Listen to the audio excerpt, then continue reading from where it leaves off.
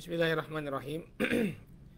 Innal hamdalillah nahmaduhu wa nasta'inuhu wa nastaghfiruh wa na'udzu billahi min shururi anfusina wa min sayyiati a'malina. May yahdihillahu fala mudilla lahu wa may yudlil fala hadiya lahu. Asyhadu an la ilaha illallah wahdahu la syarika lah wa asyhadu anna Muhammadan abduhu wa rasuluh sallallahu alaihi wa ala alihi wa sahbihi wa man ittaba'a hudahu ila yaumiddin, amma ba'd. Saudaraku kaum muslimin yang semoga senantiasa dimuliakan oleh Allah, alhamdulillah puji syukur kita panjatkan kepada Allah Subhanahu wa taala atas segala nikmat yang telah dianugerahkan oleh Allah Subhanahu wa taala kepada kita semua, sehingga di kesempatan sore hari ini kembali Allah pertemukan kita untuk melanjutkan pelajaran membahas kitab Taisir Mustalahil Hadis yang disusun oleh Fadilatul Syekh Ad-Doktor Mahmud Tohan hafizahullahu taala. Masyaallah ikhwah hafizakumullah. Pada pertemuan yang terakhir kita telah bahas tentang level-level atau tingkatan-tingkatan dari jarh ta'dil. Maka insyaallah di kesempatan kali ini kita akan masuk ke dalam pembahasan yang baru, yaitu yang berkenaan dengan kaifiyatus sima'il hadis wa tahammulihi wa sifatu dhabtihi. Metodologi mendengarkan hadis dan membawanya serta sifat dari pendobatannya.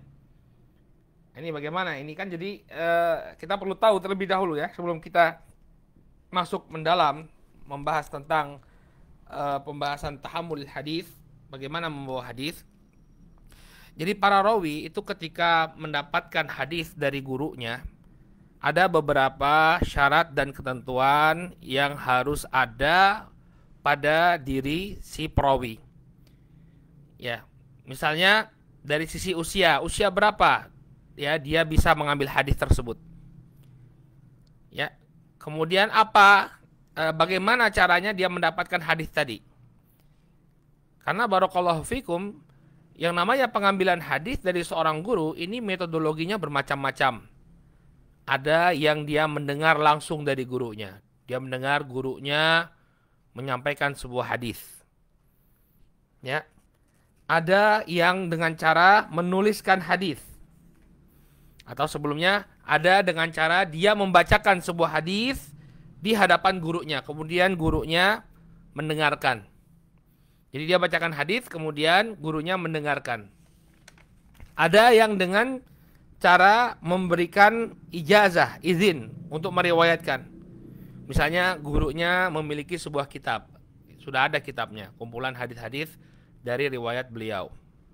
Kemudian dia sampaikan kepada muridnya, ya aku persilahkan engkau untuk meriwayatkan kitab ini ya dariku.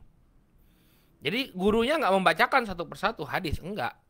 Dia pun nggak membacakan hadis-hadis yang ada dalam buku itu di hadapan gurunya. Gurunya cuma ngasih izin saja, ijazah. Ya, tafadhol, ini kumpulan hadis punya saya izinkan kamu. Ya, misalnya dia mengatakan ajastuka riwayah hadhil kitab, hadal kitab.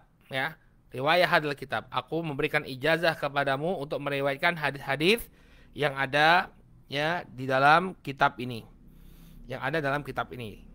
Nah, ini beberapa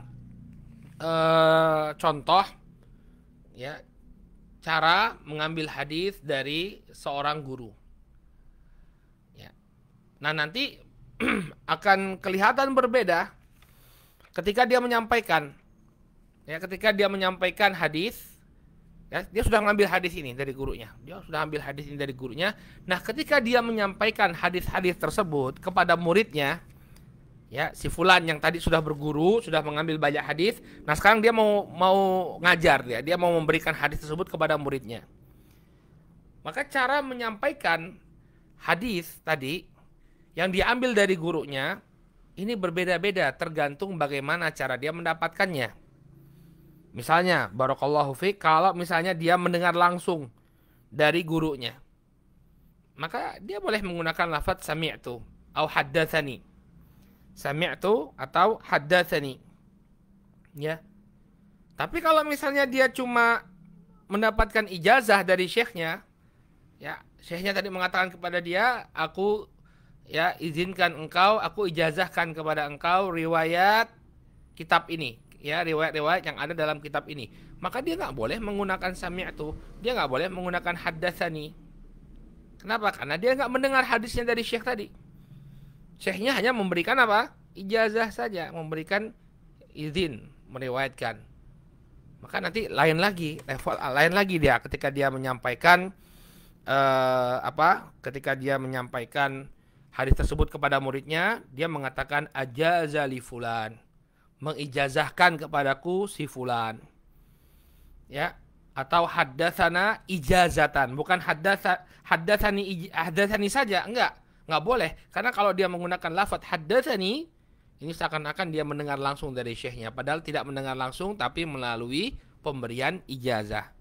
Sehingga dia katakan apa? Haddatsani ijazatan. Syekh ini menyampaikan hadis kepadaku ya dengan ijazah. Ya. Nah, ini sampai sedetail itu. Sampai sedetail itu para ulama membahas ya bagaimana seorang murid mengambil hadis dari gurunya dan bagaimana nanti hadis tersebut disampaikan kepada murid yang ada di bawahnya. Ini masing-masing memiliki istilah-istilah yang berbeda. Masya Allah. Ya. Nah, ini sekedar mukaddimah dari kami. Sekarang kita baca penjelasan dari Syekh. Ini mukaddimah dari kami ini biar jelas dulu. Kalau langsung baca penjelasan dari Syekh, ya mungkin agak bingung bagi sebagian orang. Tapi kalau kita sudah berikan gambaran apa sih yang akan kita bahas, ya mudah-mudahan pada paham ya. Ya, lebih paham, lebih mudah dalam memahami. Kata beliau, Alhamdulillah. Alhamdulillah. Kata beliau hafizahullah taala, tamhid, pendahuluan. Beliau mengatakan, al-muradu bi kaifiyati sima'il hadits bayanu ma yanbaghi wa ma yushtaratu fi man yuridu sima'al hadits aw sama'al hadits min asy-syuyukh sama'a riwayatin wa tahammulin. Yang dimaksud dengan metodologi mendengarkan hadis ini adalah penjelasan tentang apa yang sudah seharusnya atau apa yang dipersyaratkan bagi orang yang ingin mendengarkan hadis dari seorang syekh, yaitu dengan metodologi mendengar agar bisa mengambil riwayat. Jadi bukan hanya sekedar mendengar saja. Kayak kita hadir dalam kajian, ya, sekedar mendengarkan saja, bukan, tapi mendengarkan pembacaan hadis untuk diriwayatkan kembali. Paham maksudnya? Jadi zaman dulu tuh majelis-majelis dibuka oleh para masyayikh. Nah, orang-orang yang hadir di majelis tersebut, dia mengambil hadis untuk diriwayatkan kembali. Ya, untuk diriwayatkan kembali. Liyu'addiyahu fima ba'du li ghairihi. Agar dia bisa menyampaikan setelah dia mengambil hadis tersebut, bisa dia sampaikan kembali kepada yang lain. Ya, jadi bukan sembarang mendengar, tapi mendengar dengan tujuan untuk disampaikan lagi. Mendengarkan hadis disampaikan dalam sebuah majelis dengan tujuan untuk disampaikan kembali kepada orang lain. Ya. Jadi ada syaratnya kapan dia itu teranggap riwayat dia. Ya, ketika dia mengambil dari syekhnya itu berapa usianya. Ini ada syarat-syaratnya yang disebutkan oleh para ulama. Wadzalika mithlu ishtirati sinnin muayyanatin ya wujuban.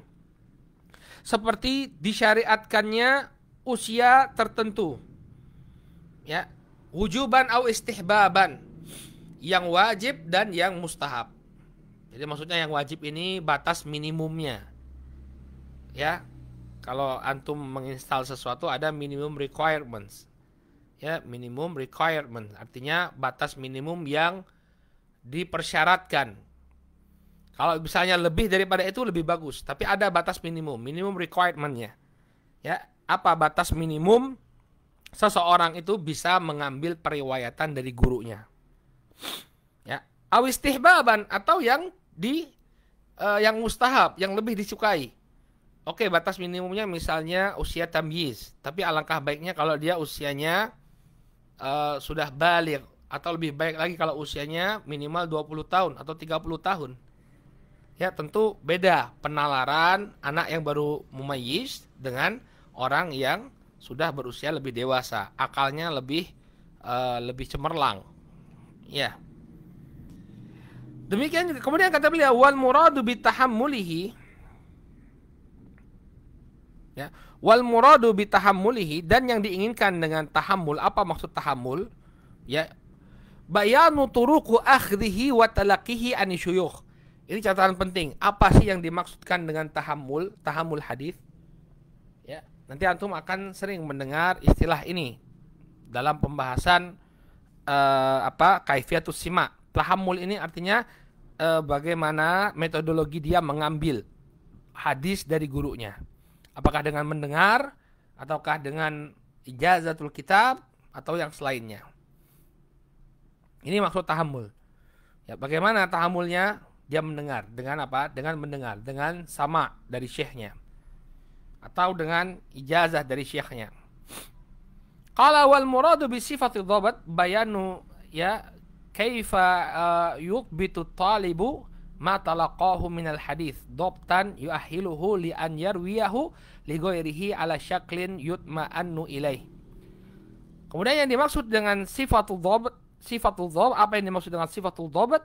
Yaitu penjelasan tentang bagaimana seorang penuntut ilmu, ya, mendobatkan atau mengokohkan apa yang dia ambil dari berupa hadis-hadis, ya, dengan kekokohan yang membuat dia berhak untuk meriwayatkan hadis tersebut kepada yang selainnya, ya, ala syaklin yutma'annu ilaih, dengan dalam keadaan, ya, diterima dengan tenang periwayatan tersebut.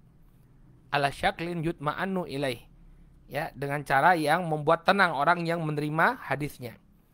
Jadi kan orang kalau menerima hadis kan nggak sembarangan, ya, dia harus benar-benar apa yang menyampaikan hadis ini benar-benar dipastikan dia mengambil hadisnya tersebut dari syekhnya. Artinya dia benar-benar kokoh, ya, benar-benar dipastikan tidak salah-salah, tidak keliru-keliru mengambil hadis tersebut dari syekhnya.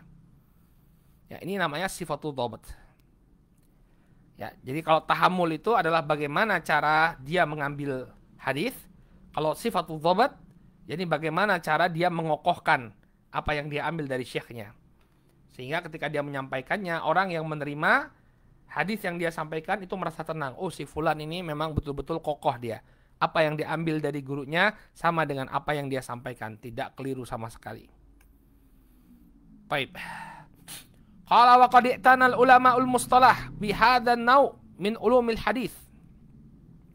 Maka para ulama mustalahul hadis mereka telah memberikan perhatian yang luar biasa terhadap salah satu cabang dari cabang ilmu hadis ini. Ini dengan apa? Terhadap kaifiyatut tahammul. Ya, cara mengambil hadis dan pendobatannya, mereka sangat memberikan perhatian yang luar biasa.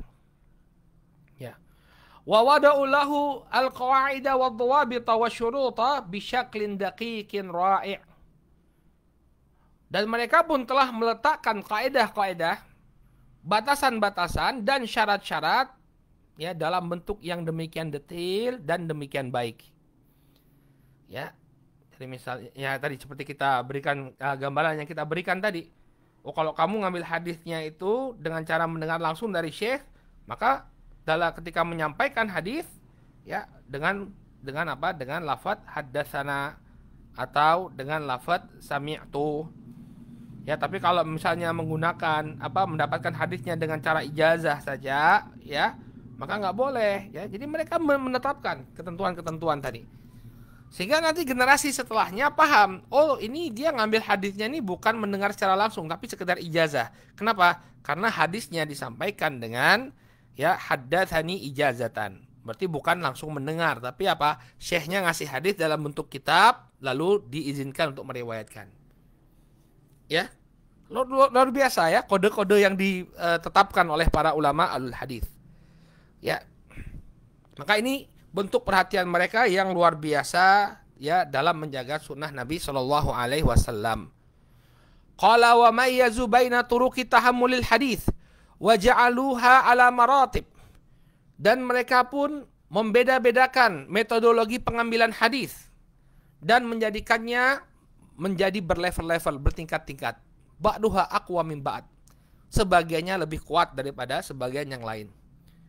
Ya, misalnya seorang rawi dia mendengar langsung hadis tersebut dari syekhnya.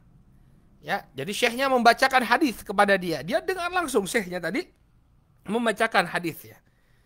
Sehingga ada kemungkinan kemungkinan dia keliru ketika menyampaikan itu semakin kecil kalau dia mendengar langsung. Ya. Nah, tapi kalau misalnya dia hanya mendapatkan kitab, misalnya ada kitab kemudian diijazahkan oleh syekh, silakan kamu riwayatkan kitab ini. Kalau misalnya ada salah penulisan gimana? Ya. Berarti kan ada kemungkinan keliru di sana kalau misalnya dia tidak mendengar langsung hadis tersebut dari syekh tapi sekedar mengambil buku. Ya, dan bisa jadi apa yang diriwayatkan oleh syekh berbeda dengan apa yang ada di buku. Ya, karena apa? Karena di buku tidak ada misalnya zaman dahulu misalnya tidak ada harokat, tidak ada titik, ya enggak? Tidak ada harokat, tidak ada titik. Sehingga mungkin apa yang riwayatnya ada pada syekh berbeda dengan apa yang ada pada buku. Ya, artinya cara membacanya berbeda. Ya, cara membacanya berbeda. Bisa jadi itu nama rawinya yang berbeda, bisa jadi matan hadisnya yang berbeda. Sehingga kalau dia mendengar langsung, barakallahu fikum, ini lebih kuat. Karena dia mendengar langsung lafaz hadis tersebut dari mulut syekhnya. Dia mendengar langsung lafaz hadis tersebut dari mulut syekhnya. Sehingga kemungkinan kelirunya itu semakin kecil.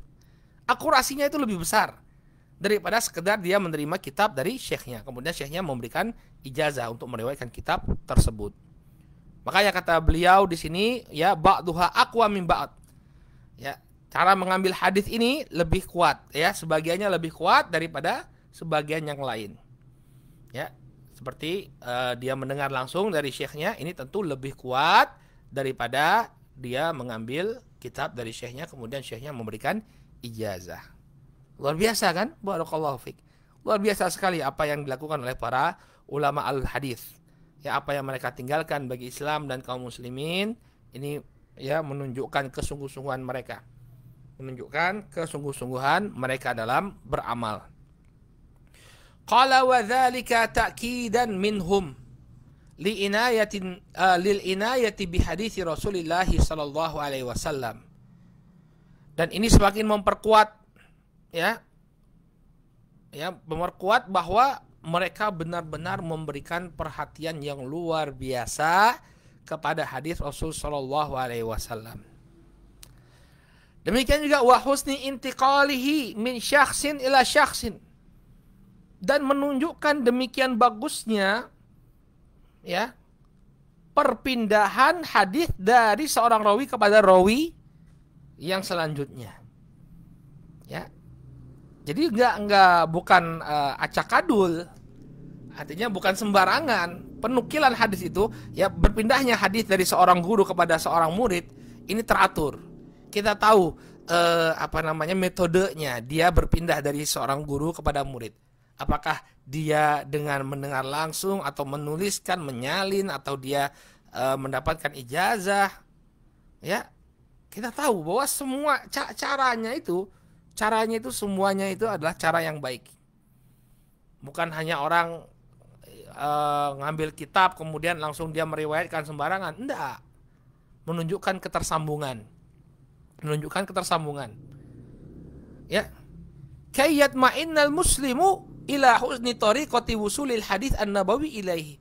Agar seseorang itu merasa tenang terhadap ya cara sampainya hadis an-nabawi kepada dirinya, sampainya hadis kepada kita tuh merasa tenang dengan keotentikannya, karena memang betul-betul disaring, karena memang betul-betul telah menjalani metodologi yang demikian ilmiah. Ya, berbeda misalnya antum bacalah misalnya ajaran agama Nasrani misalnya. Ya, ada yang namanya Injil. Injil mereka ada beberapa. Injil versi ini. Sanadnya ada enggak? Enggak ada, enggak pakai sanad. Jadi bagaimana untuk menentukan keotentikannya kalau enggak ada sanadnya? berbeda dengan hadis Nabi Shallallahu Alaihi Wasallam. Ada sanadnya. Tahu kita dengan detail bagaimana seorang rawi itu mengambil dari gurunya. Seperti itu detailnya kita tahu. Sehingga kita merasa aman dengan hadisnya Rasul Shallallahu Alaihi Wasallam. Maka metode ilmiah seperti ini, barakallahu fikum, jangan ditinggalkan. Ya, kita harus benar-benar ya mewarisi metode ilmiah yang ada dari para ulama, yang diturunkan oleh para ulama kepada kita. Nah, sebagian orang sekarang dia bermudah-mudahan dengan hadis dhaif misalnya. Ya, kalau orang itu bermudah-mudahan dengan hadis dhaif, hadis palsu, berarti dia telah mengenyampingkan usaha keras dari para ulama dalam memfilter hadis.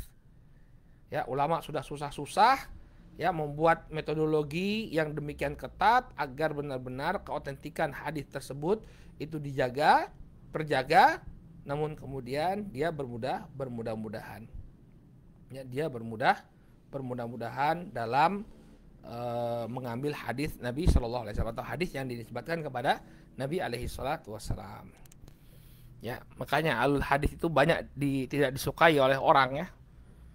Sedikit-sedikit dhaif, dikit-dikit dhaif. Ini kan juga hadis kata mereka. Tidak bisa. Ya, ini adalah apa istilahnya tradisi yang sudah diwariskan oleh para ulama sejak ratusan tahun yang lalu. Kita jaga. Karena dengan inilah terjaga orisinalitas ajaran agama Islam. Ya, makanya antum bisa lihat ya bagaimana permusuhan orang kepada Syekh Albani.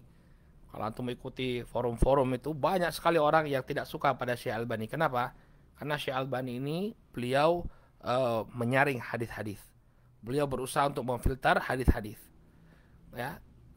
Demikianlah perjuangan yang dilakukan oleh para ulama al-hadis untuk menjaga orisinalitas ajaran Islam. Ya, agar kaum muslimin merasa tenang, ya. Ketika dia menerima hadis, dia tenang dengan hadis tersebut. Wa yuqina anna hadhihi tariqah fi muntahas salamati wad diqqah. Dan ini semakin meyakinkan bahwa metodologi ya para ahli hadis ini berada di puncak keselamatan dan kedetilan. Ya, jadi jangan meremehkan. Sebagian orang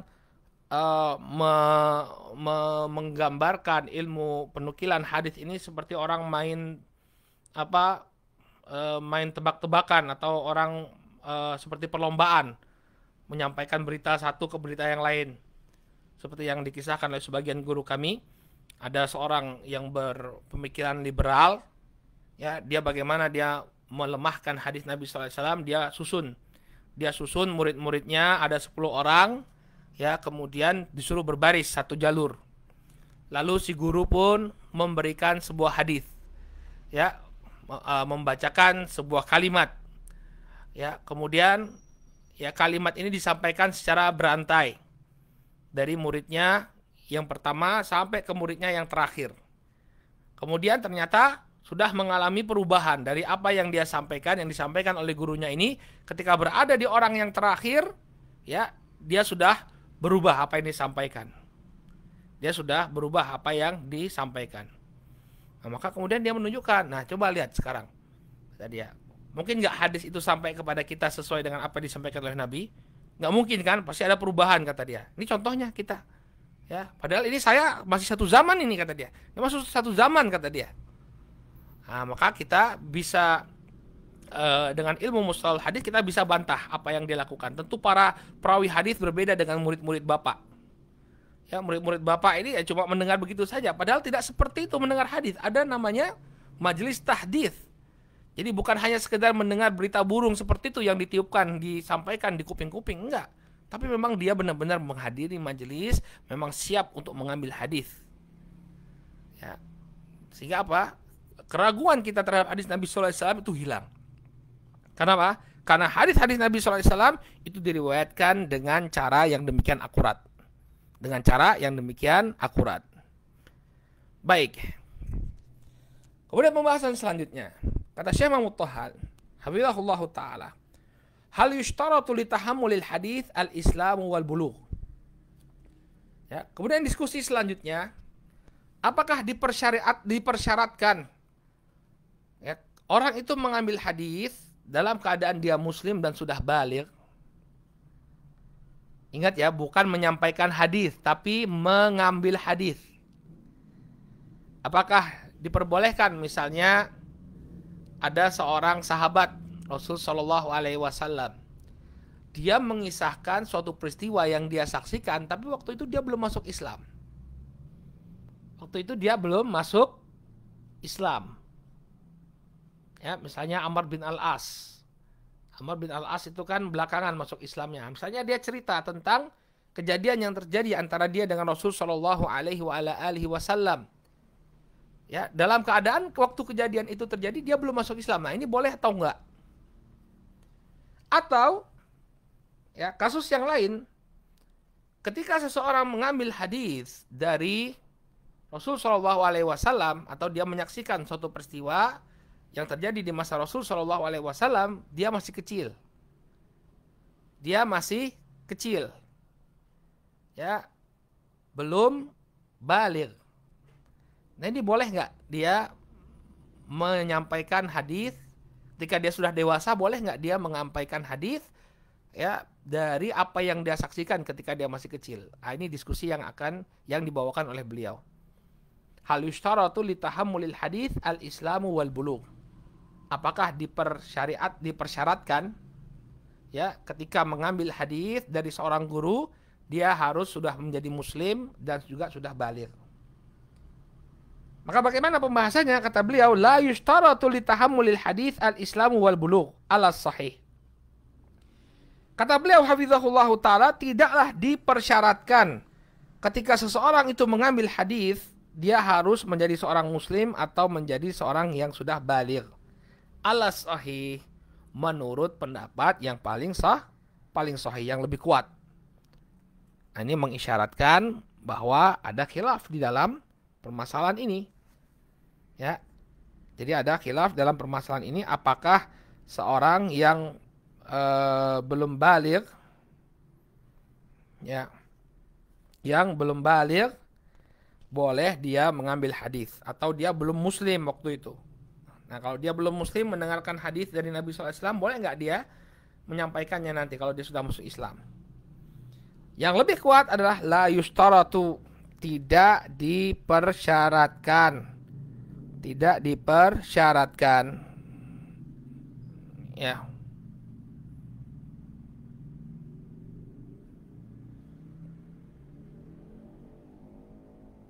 Baik. Lakin yushtaratu dzalika lil ada. Hanya saja dipersyaratkan perkara tersebut ketika menyampaikan. Nah, kalau menyampaikannya memang dia harus sudah jadi seorang muslim, kemudian dia juga sudah harus baligh. Tapi ketika mengambil hadisnya itu, ya, nggak dipersyaratkan. Jadi boleh saja. Ya, sebagian para sahabat mereka menyampaikan hadis yang mereka dapatkan ketika mereka belum masuk Islam. Ya, ada kisah yang terjadi di masa jahiliyah misalnya, atau di masa ketika dia belum masuk Islam, bertemu dengan Nabi SAW, dia kisahkan. Nah, jadi masalah, tapi ketika menyampaikannya dia sudah harus jadi seorang muslim dan juga sudah baligh.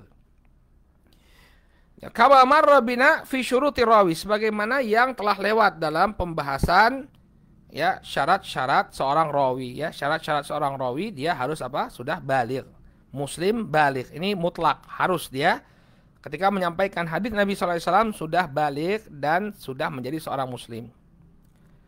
Wa bina'an ala dzalika fatuqbalu riwayatul muslim baligh ma tahammalahu minal hadis qabla islamih atau qabla bulughih.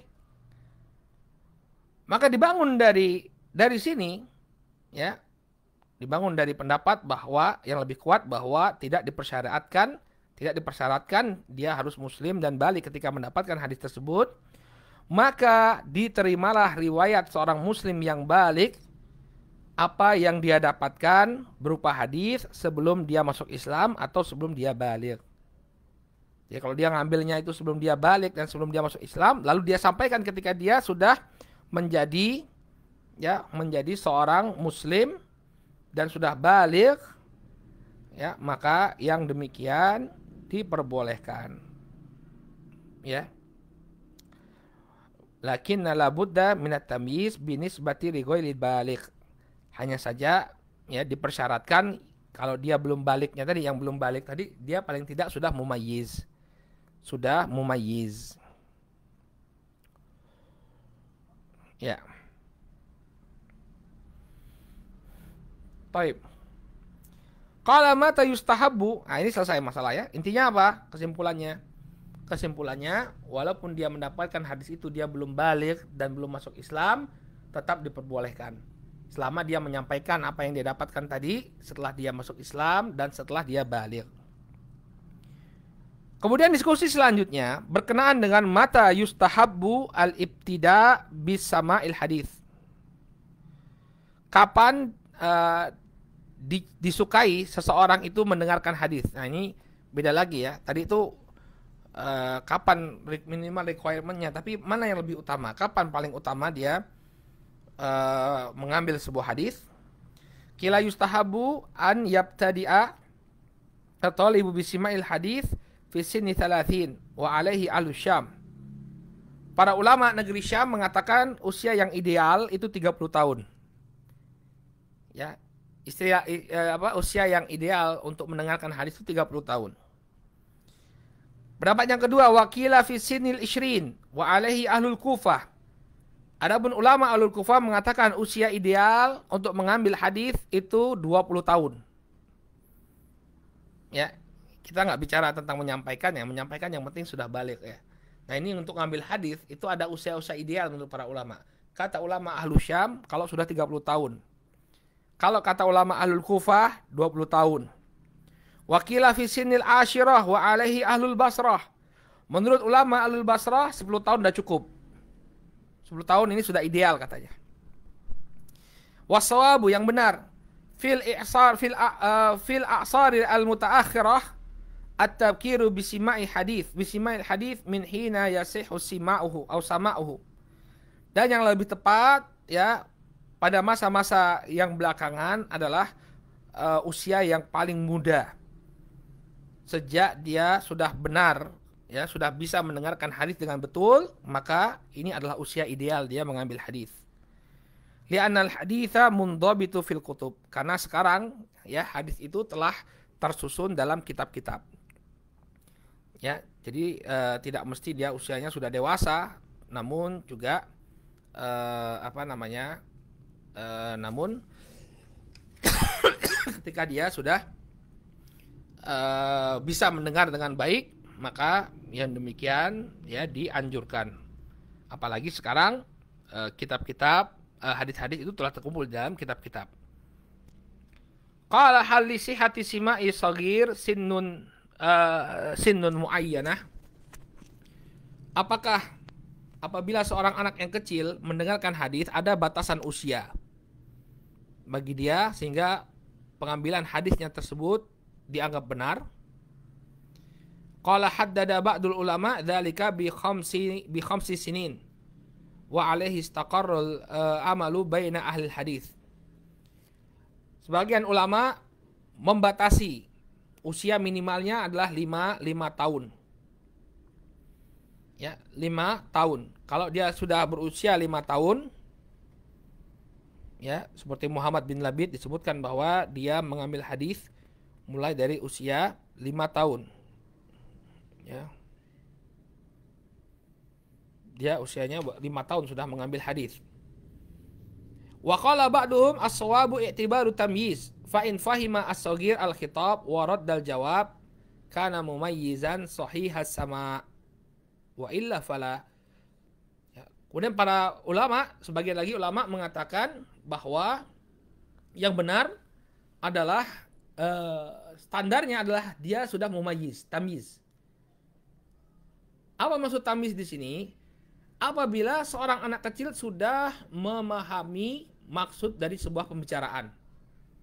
Ketika dia sudah memahami maksud dari sebuah pembicaraan. Ya, jadi bukan hanya merekod saja, tapi dia paham apa maksudnya. Ya. Warad dal jawab. Demikian juga dia bisa membalas. Ya, dengan sebuah jawaban. Dia sudah bisa memberikan respon. Kana mumayyizan sahihas sama wa illa fala. Maka dia disebut sebagai mumayyiz, maka benar apa yang dia dengar. yang dia dengarkan itu bisa teranggap, bisa diambil. Baik, ini pendapat para ulama. Allah taala jadi nggak terlalu beda ya, anak-anak mumayyiz juga 5 tahun juga sudah mumayyiz ya. Kalau yang penting memang al ibrah itu dari tamyiznya. Ini kalau dia sudah bisa mumayyiz, artinya sudah paham apa yang dibicarakan ya, maka dia sudah bisa mengambil hadis tadi, teranggap pengambilan hadisnya. Kemudian ya, pembahasan selanjutnya tentang turuk tahammul wasiyagul ada. Nah, ini dia yang menarik. Ya biar antum tahu ketika membaca hadis-hadis dalam Sahih Bukhari, Sahih Muslim, dalam Kutubus Sunan, ya di sana ada macam-macam orang menyampaikan hadis, orang macam-macam menyampaikan hadis. Ya, ada menggunakan haddatsana, sami'na, akhbarana dan seterusnya. Nah, ini dari mana munculnya lafaz-lafaz ini dan apa maknanya? Nah, ini insyaallah pembahasan kita di pekan yang akan datang bismillah taala. Insyaallah hari Rabu kita bahas tentang turuq tahammul wa siyagul ada. Ya, saya pisahkan ini agar besok itu bisa kita bahas secara komplit, nggak putus di tengah jalan. Jadi nanti rekamannya berbunyi turuq tahammul wa siyagul ada secara komplit. Jadi kalau orang mau dengar, ya udah tinggal dengar satu kajian tadi. Baik, nakif ilahuna naktafi bihadzal qadar. Ya, kita cukupkan dulu sampai di sini, mudah-mudahan bermanfaat. Subhanakallahumma bihamdika asyhadu an la ilaha illa anta astaghfiruka wa atubu ilaik. Assalamualaikum warahmatullahi wabarakatuh.